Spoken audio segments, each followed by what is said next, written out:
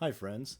So, Sisters of Battle, they have to be one of the coolest 40k factions, right? Just a bunch of badass ladies running around with bolters, flamers, and a religious fervor that rival the most powerful anti vaxxers. However, something I've seen a good amount as of late were people saying the armor isn't a great design. And by armor, we all know what I'm referring to. But if you don't, I'm talking about the boobs, baby, big old boobies. B-O-B, boobs. Sisters of Battle, more like, sister, I have to battle the urge to look at those boobies, am I right? Why the fuck did I write that last night? But anyways, a lot of people, they don't like the Sisters of Battle armor, and for a number of reasons. And so today I kind of just want to delve into that topic and figure out, does the Sisters of Battle boob armor make sense in the context of 40k? And before we get into this, I just want to preface this by saying I'm not a historian or armor expert or anything. I've done my research, but I'm not claiming to be the number one source on any of these topics. So take what I say with a grain of salt. And if I make any mistakes, please feel free to correct me.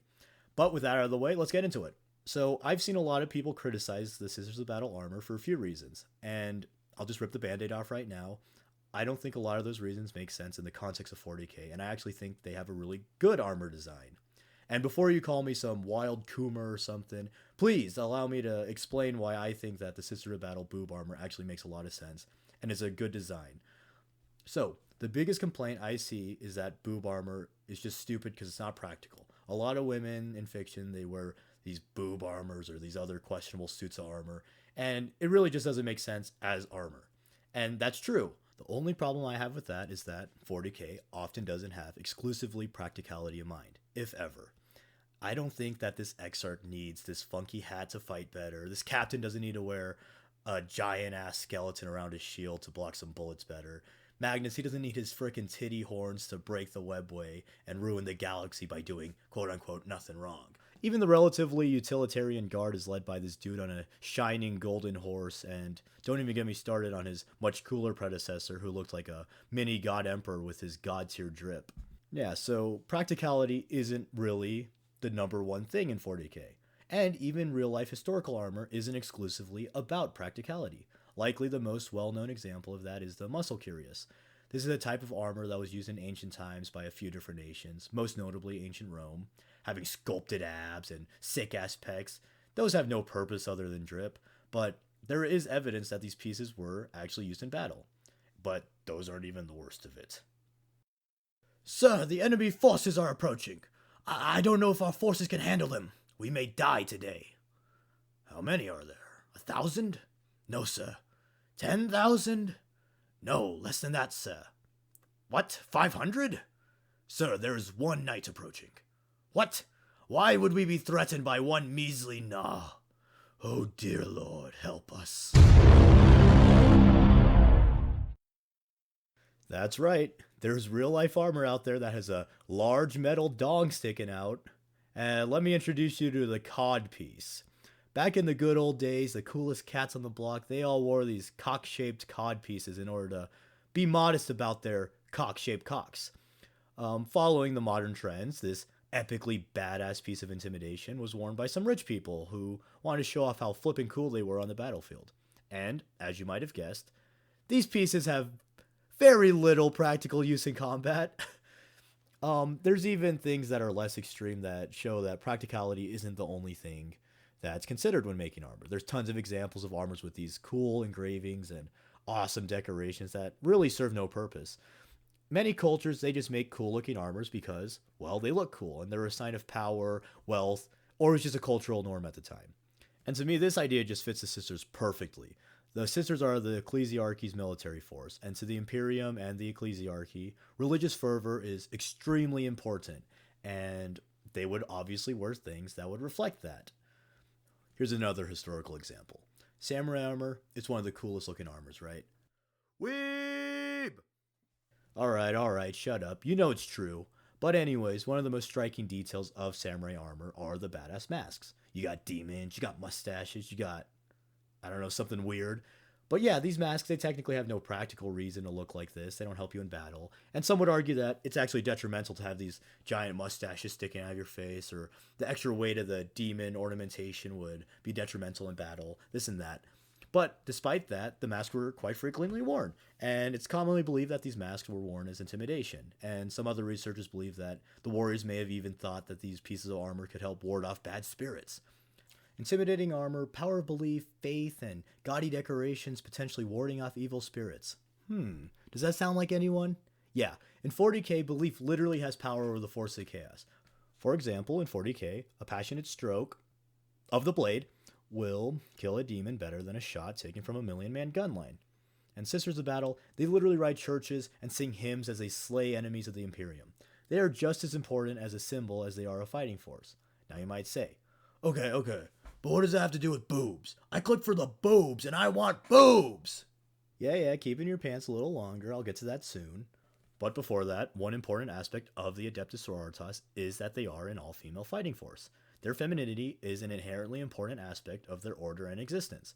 The Sisters of Battle, they came to be the Ecclesiarchy's military force after Mr. Van Dyer decided to have a little oopsies and kill billions, and so the decree passive forbade the Ecclesiarchy from gathering, training, promoting, sustaining, or in any way commanding any force of men under arms. However, due to imperial bureaucracy and a general 40k silliness, a Macbeth-esque loophole gets pulled in which the ecclesiarchs reason that, oh, well, the Sisters of Battle, they're all girls, so that would exempt them from the decree because they aren't men under arms. They're actually women under power armor. But, with this in mind, it does make perfect sense to me that the armor of the sisters would emphasize their femininity along with showcasing religious iconography. The fact that they're female is the reason that the ecclesiarch gets to have a military at all.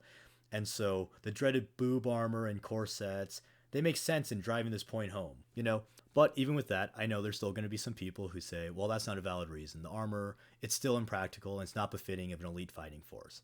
And to that, I kind of just raised the question of whether or not real-life downsides of ornamental armor would even apply to the Sisters of Battle. And so what do I mean by this? Well, the most commonly said disadvantages of boob armor, as far as I can tell, are 1. They have poor force distribution, 2. There's more grab points, and 3. It's often heavier. However, taking into account the lore of 40k, I feel like all 3 of these disadvantages are made a bit moot because of a few reasons. So first off, let's address the extra weight. The armor the Sisters of Battle wear is power armor, meaning that not only is it extremely resilient, but it's also powered and enhances strength. And this is important because, although they won't be as reactive as a Space Marine, since they don't have the black carapace, the extra weight of the armor would be pretty negligible. So having a bit of extra boob-shaped plate likely wouldn't meaningfully hinder the Sisters of Battle at all, nor would all their little trinkets and skulls. Alright, now let's address the second issue of force distribution. When criticizing boob armor, many point to the fact that the shape basically funnels strikes into the center of the chest onto a weakened point of the armor. And this is obviously bad because it allows more force to be put onto a vital point. However, I think this is once again mitigated by the fact that Sisters are wearing power armor, and also, to a certain extent, the enemies that they face. What do I mean by this? Well, power armor is extremely durable and resistant, so most conventional small arms weapons wouldn't likely do much damage or penetrate the armor at all. And then on the opposite end of the spectrum, any of the insane 40k weapons that could penetrate power armor with efficiency, they would likely do so regardless of the relatively small weakness. For example, power weapons in 40k, they basically work because they have an energy field that splits things on a molecular level, and so that means it could cut through pretty much any armor with ease. So having a small weakness wouldn't really change that fact, Alright, lastly, we have the issue of grab points. Like the last few topics, I think that the context of 40k matters. Most enemies that could hit a grab point and knock you down, they would likely just kill you with that strike. And if they couldn't, it's unlikely that they would be able to do meaningful damage even when you were knocked over. For example, if a Khorne Berserker is running down the battlefield, he's likely insta-killing anything he happens to hit. And so, in that regard, it wouldn't matter if a Chain Axe happened to hit the grab point of the boob armor, because you would just be dead. And on the other hand, if a cultist was able to somehow get his spear or sword lodged into the cleavage of the boob armor and knock the sister over, it's unlikely that he'll be able to do much meaningful damage before the sister's able to respond with her superior strength, speed, and durability. And so, to that extent, the extra grab points of the armor don't really matter all that much. So, to conclude this video, I just want to clarify, I'm not trying to say that the Sisters of Battle armor doesn't create some weaknesses over a more practical design. However, what I am trying to say, and the whole argument of the video, is that I believe there are very valid lore reasons to have things like boob armor. And, in addition, I think there's enough historical and cultural precedent to plausibly believe that the elite fighting force of a future megachurch would wear armor like this. And I think that the weaknesses that the boob armor presents are small enough to justify their existence, if it means that the sisters have a more powerful image and that they send the messages that the ecclesiarchy wants to send.